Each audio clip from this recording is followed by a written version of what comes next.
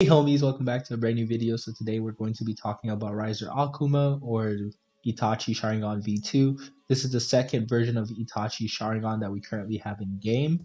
And I'm sort of excited. We're going to be talking, can this new Sharingan overtake Bankai Akuma, because we all know that Bankai Akuma is busted. Can it truly take away the mental that can it reach the mental that Bankai Akuma has given us? Because I don't think it can. I personally don't think that it's going to reach it. I don't think that it's going to reach that level. But we're gonna see. We're gonna see in the video. But yeah, I hope that you guys had a good day. And if you did have a good day, or even if you had a bad day, you should smash that like button, because when you do smash that like button, it does help my videos get out there more. And I appreciate it if you hit that subscribe button and that bell notification, and put some comments down below. Tell me what types of videos you want to see me do next. I got some little All Stars tower defense coming up for y'all. Don't worry about it. Don't worry. I got y'all. Right? So let's get into the video, and yeah, let's get into it.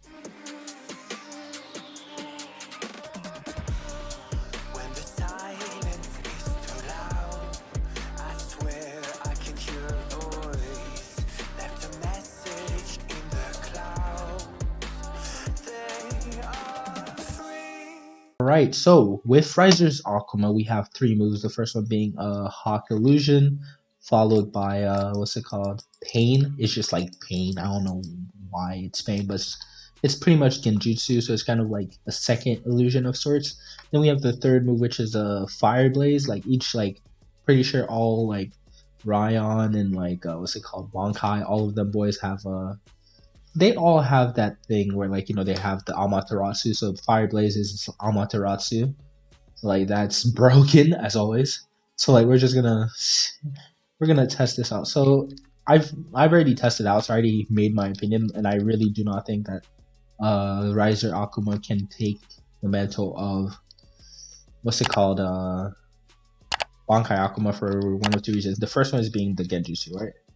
You do this, they're hitting you, yeah, you have to auto dodge, and then you do this, right? But you teleport back, kind of like the what's it called, the Bankai Akuma, where you use the auto dodge and everything, and then you can move around, but you can still hit, you can still do jutsu with the Bankai Akuma, while this one works as a kind of like a counter, not like a count, it's like a knockoff counter, it gets the auto dodge, but it doesn't exactly help you combat wise, unless you use it and you go after the person and you make sure you stay on the person, which might be hard, especially for anyone with speed. That might be a hard thing to do, while Bankai Akuma's is way better. Out of the two, Bankai Akuma's obviously takes the icing on the cake with this, right? Next we have the Genjutsu. I feel like this Genjutsu is low-key it's meh.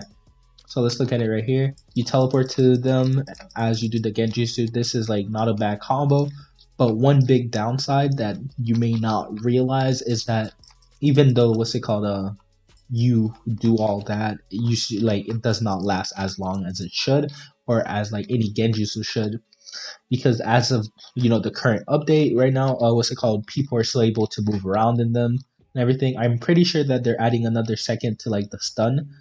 But overall, if we're talking about Genjutsu, I still would prefer the Bankai Akuma. The only thing that I would say that is very nicely made about this is, let me just show you real quick. We need some logs to show you what I'm talking about. Hold on. One thing that I will say that is very nicely made about this specifically is its ability to go to two different logs and teleport to them and do their combo. That's really nice. I really love it. I really think that it's a great addition to it. But if they don't fix that stun time, it's not gonna be worth it. And Bankai Akuma's stun time is already better than what this is currently at. So in terms of Genjutsu, I'll call it a tie for now.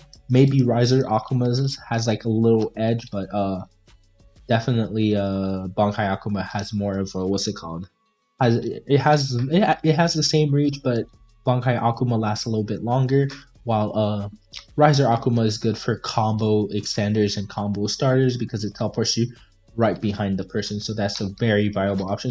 But for now, I will put them both on the same, same pedestal. Next, we have the third move. The third move for Bankai Akuma is an what's it called? An auto tracking Amaterasu that deals 30k. While Riser's Akuma is kind of like the same thing, except it does not auto track and it hits a wider radius.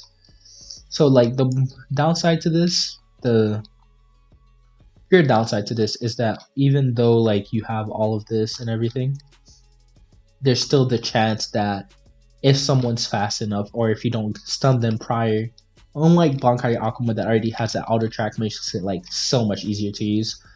This is not as good because like again, even though like it reaches a wider range of effect, but in 1v1s like it's completely useless if the person has speed and is smart enough to like stay out of the range, right? So I feel like this is worse than Bankai Akuma's in terms of capability and usability. So I think that Bankai Akuma takes the cake on this one, right? So overall, if I had to say, if we're using just the three moves as like as the things we're judging, Bankai Akuma wins. There's no like there's no like debate. All right, so now we're looking at the mode. So the first mode, well, I'll just go to C. What's it called? C2, since like there's the same. All right, the mode stat increase is pretty average. It's just the same as any like Sharingan, nothing really special. This is like this. Oh wait, my bad. Uh, yeah, it's the first one. The seed's literally the same as what's it called?